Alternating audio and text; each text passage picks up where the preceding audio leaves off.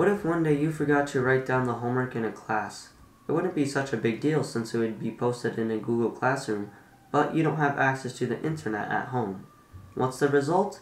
Less study time and possibly worse grades. Students in this situation are experiencing the challenges of the digital divide. The digital divide is the barrier between those who have ready access to computers and internet and those who don't. It also affects people who don't know how to use technology and those who do. Having access to technology and knowing how to use it is very important for finding jobs and school. By the end of this video, I hope to present a few ideas on how to bridge the digital divide and make technology more accessible. According to the Pew Research Center, 13% of Americans don't have access to technology. Some people don't have access because they can't afford it, or they simply don't want to pay for it. Rural areas are the most affected by the digital divide because companies don't have towers that could reach them. The digital divide is also heavily influenced by the amount of money you make. Only 56% of people making $30,000 and under have a computer, and only 53% have broadband internet, compared to people making $100,000 and over, where 97% have access to a computer and 94% have access to broadband internet. Instead, many rely on their smartphones to access the internet. Another study from the Pew Research Center reports that 34% of Americans use their smartphones as their primary access points to the internet. But smartphones have limitations. Students will have a hard time conducting research and writing essays on their smartphones. Also, not all websites are device neutral, and so they may not be optimized for smartphones. It could be really frustrating when a website doesn't have a mobile version. Another real problem with the digital divide is that it makes it difficult for people to apply for jobs, or even worse, not having the computer skills necessary to do the job. Despite these problems, many people rely on their smartphones when searching and applying for work. Internet service providers, ISPs, are realizing that they need to step up and make internet and broadband access more available, especially for families with school-age children. While most students have access to internet at school, this access does not follow them home. There are about 5 million families with school children in the United States who do not have broadband access at home. And research has shown that students whose family don't have internet at home do struggle academically. For these families, Comcast offers a program called Comcast Internet Essentials. This service costs $10 per month for speeds up to 10 megabits per second. This program is promoted through Chicago Public Schools, the Chicago Park District, and other places. Here's David Cohen, the Senior Executive Vice President of Comcast, speaking at the Aspen Institute about the Internet Essentials program. In terms of a program like Internet Essentials, I'm going to speak on behalf of our company in that this is something that has become a real passion for the company. It is our largest community investment program. It is not a program that we make any money on, but we think is the largest ISP in the country. And when I say we, I'm talking about everyone from the senior executives in the company to the technicians who are installing cable service.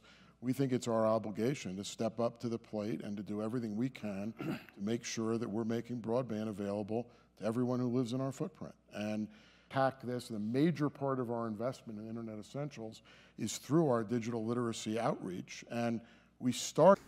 Other leading internet providers such as AT&T have joined Comcast and developed programs aimed at students from low-income families overcome the homework gap. Last fall, Sprint launched their 1 Million project.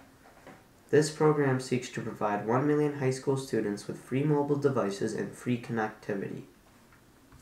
If families are unable to participate in these programs, then libraries such as the Chicago Public Library do offer free internet access and access to computers provided you have a library card. Of course, if you don't know how to use a computer, then having access to a computer is not enough. This is the reason why Chicago Public Library started the Cyber Navigator program at select library locations. These Cyber Navigator programs help people learn how to use their computers and navigate the internet, either by offering free classes or by providing one-on-one assistance. While the Cyber Navigator program helps to fill a need, it too has limitations.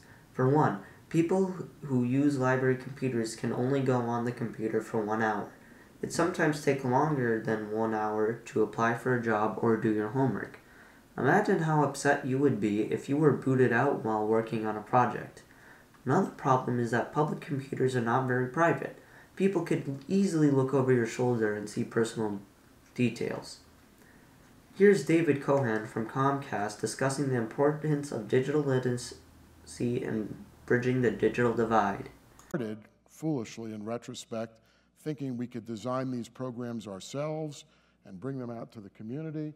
That was a mistake. And so we now work through nonprofit organizations embedded in the community, Latino organizations for the Latino community, Asian organizations for the Asian community, and we're getting a lot more traction by local, culturally appropriate outreach, which we're funding and leveraging. And I think anyone who's listening to this needs, I think not that any one part of a program is not helpful or not even necessary, but you've got to attack all of these barriers to really move the needle.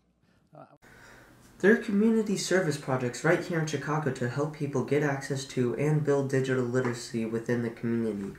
Eman in the Chicago Lawn neighborhood is one such organization. Eman's Career Development Initiative offers community residents with classes on how to use computers and navigate the internet. Many people come to Eman to learn new computer skills that could help them at work.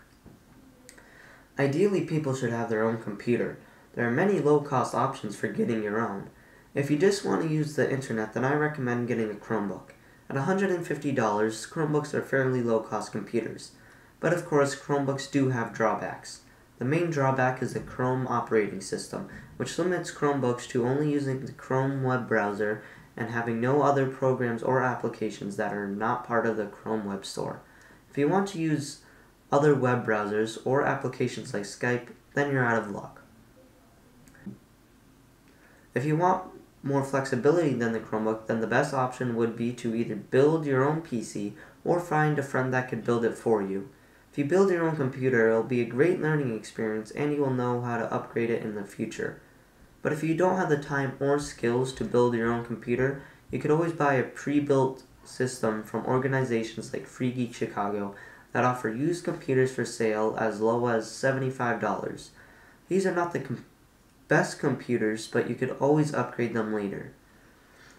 If you don't want to get a used computer, you could also buy yourself a pre-built computer for around $200. It will be a bit overpriced for what you're paying, and it'd be best to build it yourself, but if you do not have the time, then it will be worth it. I hope you now know how to access technology and learned a little about it and how to use it in the process. Thank you and goodbye.